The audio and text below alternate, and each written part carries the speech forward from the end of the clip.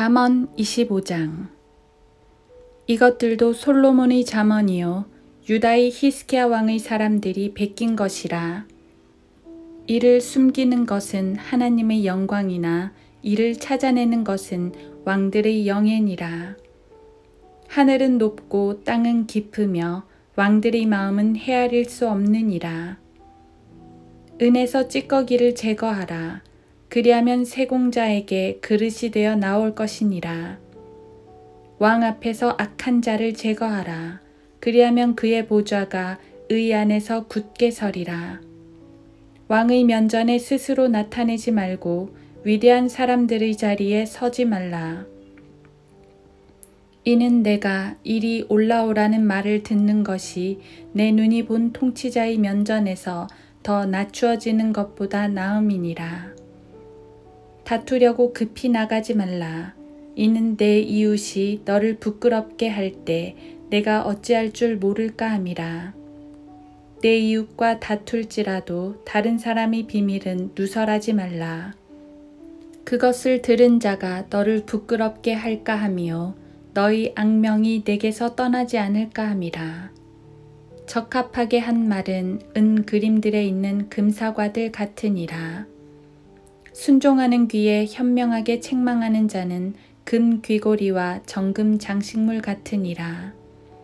신실한 사자는 그를 보낸 자들에게 마치 추수 때의 차가운 눈과 같아서 주인들의 혼을 시원하게 하느니라. 거짓 은사를 스스로 자랑하는 자는 누구나 비 없는 구름과 바람 같으니라. 오래 참음으로 통치자가 설득되나니 부드러운 혀는 뼈를 꺾느니라. 내가 꿀을 찾았느냐? 내게 충분할 만큼만 먹어 과식으로 토하지 않게 하라. 내 이웃집에 자주 다니지 말라. 그가 내게 실증 나서 미워할까 함이라. 자기 이웃에 대하여 거짓 증거한 사람은 큰 망치요 칼이며 예리한 화살이니라. 고난의 때에 신실하지 못한 사람을 신뢰하는 것은 마치 부러진 이와 탈골된 발 같으니라.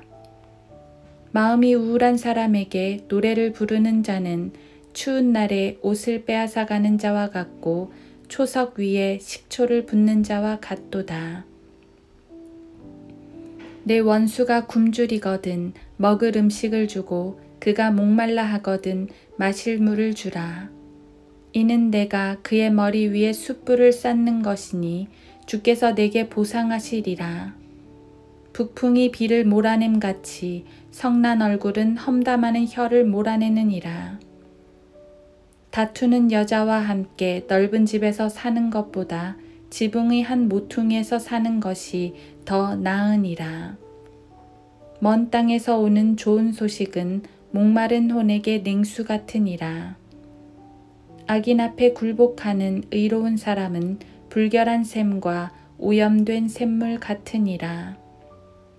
꿀을 많이 먹는 것이 좋지 않듯이 사람이 자신의 영광을 구하는 것도 영광스럽지 못하니라. 자기의 영을 다스리지 못하는 자는 무너져 버린 성읍에 성벽이 없는 것과 같으니라. 하루 한 장 잠언 묵상. 잠언 25장. 거짓 은사를 스스로 자랑하는 자는 누구나 비 없는 구름과 바람 같으니라. 잠언 25장 14절. 요즘은 택배 제도가 발달해서 그런지 집집마다 박스가 쌓이는 걸 흔히 봅니다. 어떤 박스는 크기도 엄청 크고 포장도 요란하여 뭐 대단한 물건인 것 같은데 막상 뜯어보면 별것도 아닌 조그만 물건이 들어 있습니다.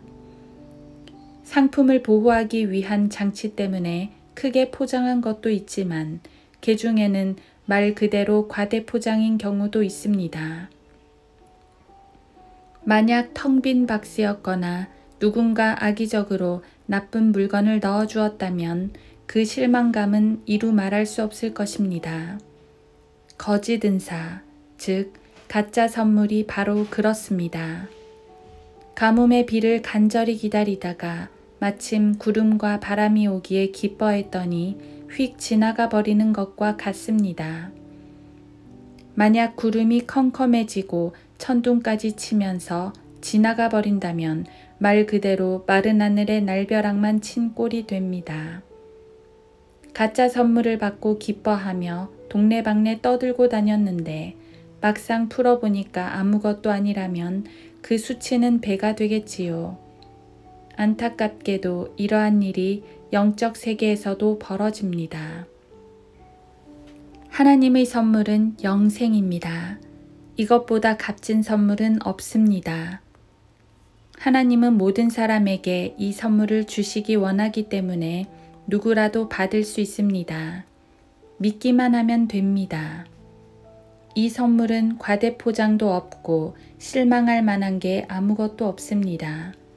과대포장은커녕 이 세상의 어떤 것으로도 포장할 수 없을 만큼 값진 것입니다. 하나님의 아들께서 온 우주보다 귀한 그분의 생명을 바쳐서 주신 것이기 때문입니다. 이 선물로 우리는 죄에서 해방되고 영원토록 영광을 누리게 됩니다. 이보다 복된 선물은 없습니다. 문제는 이 선물을 받지 않고 엉뚱한 걸 가지고 하나님의 선물이랍시고 기뻐하는 사람들이 있다는 것입니다. 방언을 받았으니 선물을 받았구나. 세례를 받았으니 영생을 얻었구나. 교회 봉사, 사회 봉사를 했으니 하나님께 점수 좀 따겠구나 하고 생각하는 것입니다. 심지어 그런 것들로 자랑을 합니다. 교회를 크게 세우고 세상의 영향력도 행사합니다.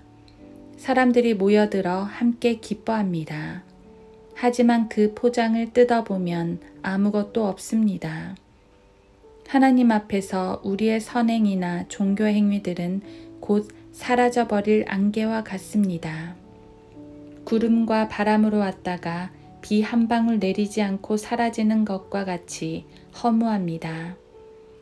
빈 깡통이 요란하다는 말처럼 그런 걸 자랑하는 사람이 많지만 마지막 날에 우리 주님께서는 그들에게 나는 너희를 모르노라 하고 말씀하실 것입니다.